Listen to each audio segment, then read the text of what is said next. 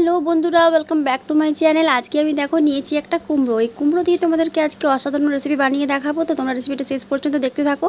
আর যে বন্ধুরা চ্যানেলটা সাবস্ক্রাইব করে ওঠোনি তাদের কাছে অনুরোধ, প্লিজ চ্যানেলটা সাবস্ক্রাইব করো। তো দেখো বন্ধুরা, কুমড়োটাকে আমি ঠিক এইভাবে পাতলা পাতলা করে কেটে নিয়েছি। এরপর এই কুমড়োটা দিয়েই আমি তোমাদেরকে রেসিপিটা বানিয়ে দেখাবো। তো এটা কেটে ভালো করে ধুয়ে নিয়েছি। আর দেখো এখানে আমি নিয়েছি বেসনের মধ্যে হলুদ গুঁড়ো, লঙ্কার গুঁড়ো নিয়েছি, হালকা পোস্ত নিয়েছি, সামান্য নুন দিয়েছি। এরপর এটাকে আমি ভালো করে হাত দিয়ে মেখে নেব।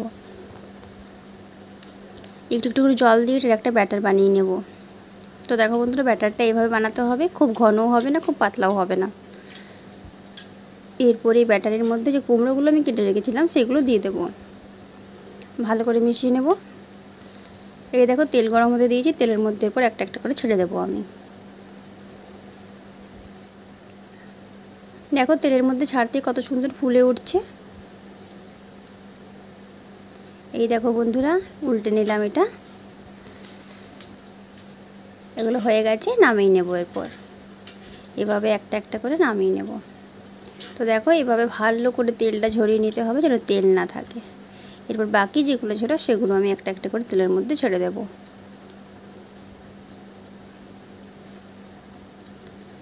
বাকিগুলো আমি ছেড়ে দিলাম। তো দেখো এগুলোও হয়ে এসছে। এরপর এগুলোকে নামিয়ে নিচ্ছি। এইভাবে আমি সবগুলো ভেজে নেব। তো দেখো বন্ধুরা, তৈরি করে নিয়েছি কুমড়ো দিয়ে অসাধারণ একটা স্ন্যাক্স। এটা কিন্তু বাচ্চারা খুবই পছন্দ করবে। তো দেখো ভেতরটা তোমাদেরকে দেখায় কত সুন্দর মুচমুচে হয়েছে। তো বন্ধুরা দেখো কত সহজেই বানিয়ে নিলাম। তোমাদের বাড়িতে যদি কুমড়ো থাকে তো তোমরাও এই রেসিপিটা অবশ্যই একবার বানিয়ে নিজেরা খাবে আর বাচ্চাদেরকেও খাওয়াবে। বাচ্চারা কিন্তু খুবই পছন্দ করবে। আর বাচ্চাদেরকে দেওয়ার সময় একটু চেষ্টা করবে তেলটা যেন ভালো করে ছড়ানো থাকে। তো বন্ধুরা, রেসিপিটা ভালো লাগলে অবশ্যই একটা লাইক দেবে। আর এরকম ধরনের আরও রেসিপি পাওয়ার জন্য কিন্তু আমার চ্যানেলটা অবশ্যই সাবস্ক্রাইব করে রাখবে। আর পাশে থাকা বেল আইকনটা প্রেস করবে আমার ভিডিও নোটিফিকেশান সব থেকে আগে পাওয়ার জন্য। বেশি বেশি করে তোমাদের বন্ধুদের সাথে ভিডিওগুলো শেয়ার করো আর আমাকে একটু সাপোর্ট করো।